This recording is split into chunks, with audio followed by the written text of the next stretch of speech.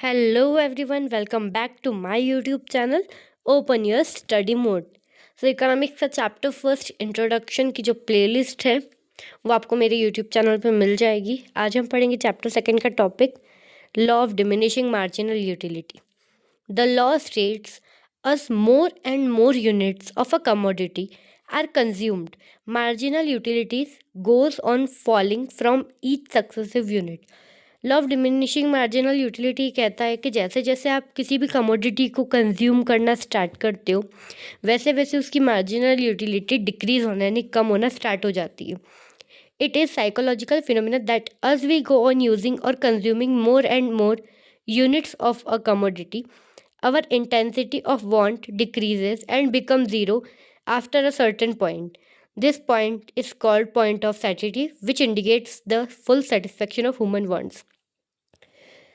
जैसे जैसे आप किसी भी कमोडिटी का कंजम्पशन करते हो आपकी जो वांट है जो इच्छा है वो कम होना स्टार्ट होती है और एक पॉइंट के बाद वो ज़ीरो पे आ जाती है। ज़ीरो आपका पॉइंट ऑफ सैटिस्फैक्शन होता है यानी कि सेटिस्फैक्शन का पॉइंट होता है जिस पॉइंट पे ह्यूमन की जितनी भी वांट्स है यानी आपकी जितनी भी इच्छा है वो पूरी तरीके से फुलफिल हो जाती है, आप फुल्ली सेटिस्फाइड हो जाते हो उस पॉइंट पे।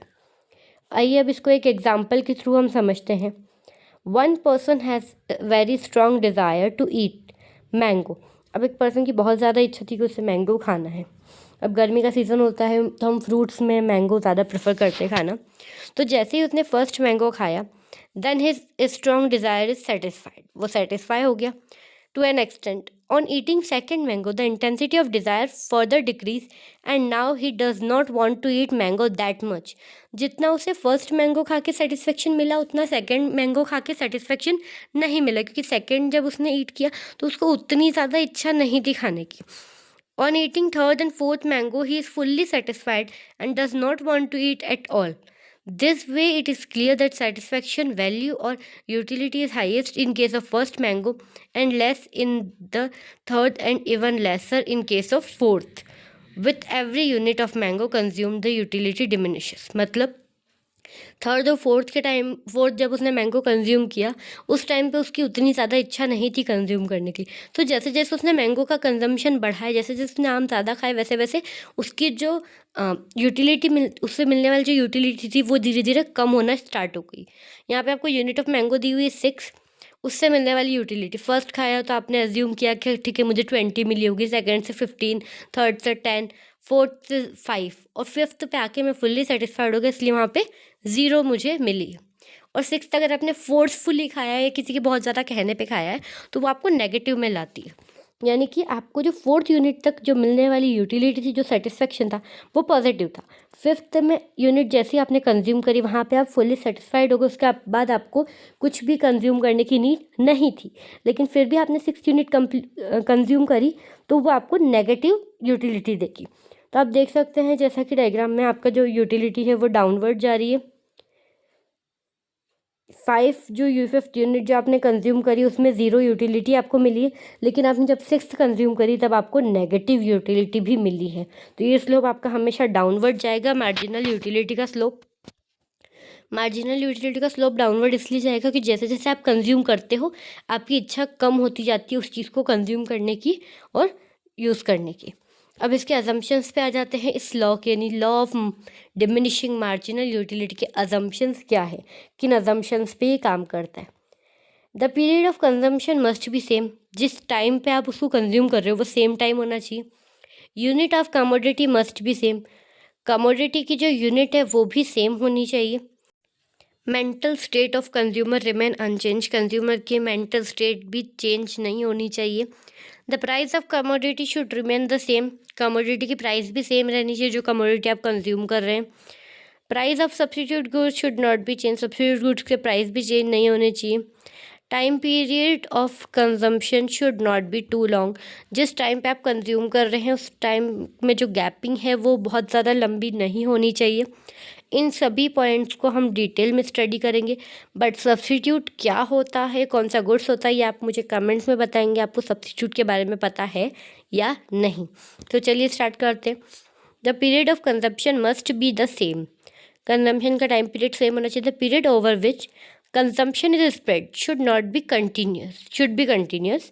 If a break occurs, the law will not operate, मतलब जो टाइम पीरियड है वो कंटिन्यूस होना चाहिए, कोई भी उसमें ब्रेक नहीं आना चाहिए। अगर ब्रेक आता है या आप उस थोड़ी देर रुक के फिर कंज्यूम करते, उस टाइम पे लॉ वर्क नहीं करता है। For example, if a man take food once in the morning again in the evening, अगर आप मॉर्निंग में खा रहे हैं उसके बाद आप सेकेंड कंजम्पशन इवनिंग में कर रहे हैं, तो दोनों में से आपको सेटिस्फेक्शन ज़्यादा ही मिलेगा, कम नहीं मिलेगा। अगर आप कंटिन्यूस कंजम्पशन करेंगे तो डिफरेंस आएगा। The unit of commodity must be similar in size, quality and quantity. This condition must be fulfilled, otherwise the law will not operate. Suppose a plain dosa is given to a hungry man, but the next dosa is masala dosa. It will yield more satisfaction than the first one, and thus the law will not apply. अब जिस भी commodity का आप consumption कर रहे हैं उसकी size, quality और क्वांटिटी सेम होनी चाहिए, चाहे आप उसको 3 बार खाएं या 4 बार खाएं। अगर उनमें चेंजेस होगा उस टाइम भी ये लॉ वर्क नहीं करेगा। कंज्यूमर की मेंटल स्टेट भी सेम होनी चाहिए, यानी नॉर्मल कंडीशन में होना चाहिए, उसने कुछ भी इंटॉक्सिकेंट नहीं लिया हुआ होना चाहिए।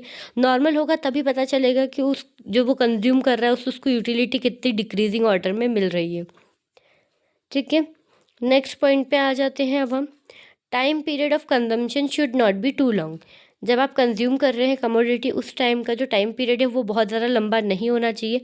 Consumer taste, habit, income and fashion, अब आप जानते हैं बहुत अच्छे से टेस्ट, हैबिट, इनकम और फैशन ये ऐसी चीज़ें हैं जो बहुत जल्दी चेंज होती है। फैशन हो गया, आपके टेस्ट, डेली कुछ नया आया, हमें वो नई चीज़ चाहिए, तो ये सब चीज़ें चेंजेस होती रहती है और लंबे टाइम में ये सब चीज़ें चेंज होना बहुत ज़्यादा नॉर्मल बात है। उस टाइम पे लॉ वर्क नहीं करता है। The price of commodity remain unchanged. अब अगर आप किसी कमोडिटी को कंज्यूम कर रहे हैं लेकिन उसके मार्केट में रेट कम हो गए हैं, जिस कमोडिटी का आप कंज्यूम कर रहे हैं, तो जब वो चीज़ सस्ती होगी तो आप उसका कंजम्पशन बढ़ाएंगे, कम नहीं करेंगे। तो इसलिए उस कमोडिटी का प्राइस भी सेम रहना चाहिए, ताकि आपको जो है रियल यूटिलिटी पता चल जाए, रियल सेटिस्फेक्शन पता चले आपका उस कमोडिटी को कंज्यूम करने पे। Price of substitute should not be change. उस गुड्स के सब्सटीट्यूट का भी जो है प्राइस चेंज नहीं होना चाहिए। कंजम्पशन के टाइम पे अगर सब्सटीट्यूट गुड्स का प्राइस चेंज होता है तब भी ये लॉ वर्क नहीं करता है। If the price of substitute articles come down, अगर सब्सटीट्यूट के प्राइस कम होते हैं तो लोग उस गुड्स की जगह सब्सटीट्यूट को इम्पोर्टेंस देने लग जाते हैं, उस टाइम भी ये लॉ वर्क नहीं करता है। सो सब्सटीट्यूट गुड्स के भी प्राइस सेम ही रहने चाहिए। अब आ जाते हैं हम exceptions of the law. Law के क्या क्या एक्सेप्शंस है। When a hobby is developed for rare collection, अगर कोई हॉबी डेवलप होती है रेयर कलेक्शन के लिए, लस्ट ऑफ एन आर्टिकल के लिए लस्ट हो, किसी चीज़ की आपको बहुत ज़्यादा हैबिट है, हाँ ये चीज़ मुझे करनी, for collecting money. If large number of people start consuming, अगर सब एक साथ कंज्यूम करना स्टार्ट करेंगे तो भी फ़र्क पड़ेगा। कंसंट्रेशन ऑफ पावर, जब किसी को पावर मिलती है। Collection of coins when the consumed units are very small. तो चलिए इन सबको हम डिटेल में पढ़ते हैं। ये सब एक्सेप्शन है जहाँ पे ये लॉ एप्लीकेबल नहीं है। When consume units are very small, अगर आप बहुत छोटी यूनिट कंज्यूम करेंगे तब भी ये लॉ अप्लाई नहीं होगा। The law will not apply where the unit are very small for consumption. अब एक बात सुनिए, अगर किसी इंसान को प्यास लगी है और अगर आप उस थ्रस्टी मैन को ड्रॉप्स में यानी बूंदों में पानी दे रहे हैं तो उसकी प्यास कम होने की जगह बढ़ेगी। तो इसीलिए बहुत ज़्यादा जो यूनिट है वो स्मॉल नहीं होनी चाहिए। अगर आपको किसी चीज़ की हॉबी है, कोई रेयर चीज़ है जो आप कलेक्ट करने में इंटरेस्ट रखते हैं, ऑटोग्राफ हो गए, तो जैसे जैसे आप ज़्यादा से ज़्यादा ऑटोग्राफ लेते जाएंगे, कलेक्ट होते जाएंगे, आपको उतना ही ज़्यादा सेटिस्फेक्शन मिलता जाएगा। तो इस टाइम पे भी ये लॉ एप्लीकेबल नहीं है, ये इसका एक एक्सेप्शन है। लस्ट फॉर एन आर्टिकल, अब अगर दिखावे का शौक़ है, अपनी पावर दिखाना, अपने मनी का शो ऑफ करने का बहुत ज़्यादा शौक़ है, तो उस चीज़ में भी ये वर्क नहीं करता है। The lust for this sort is almost unstable and therefore the utility of every additional unit of the commodity appears to be increasing। मतलब इस टाइम पे ये चीज़ इंक्रीज होना स्टार्ट होती है।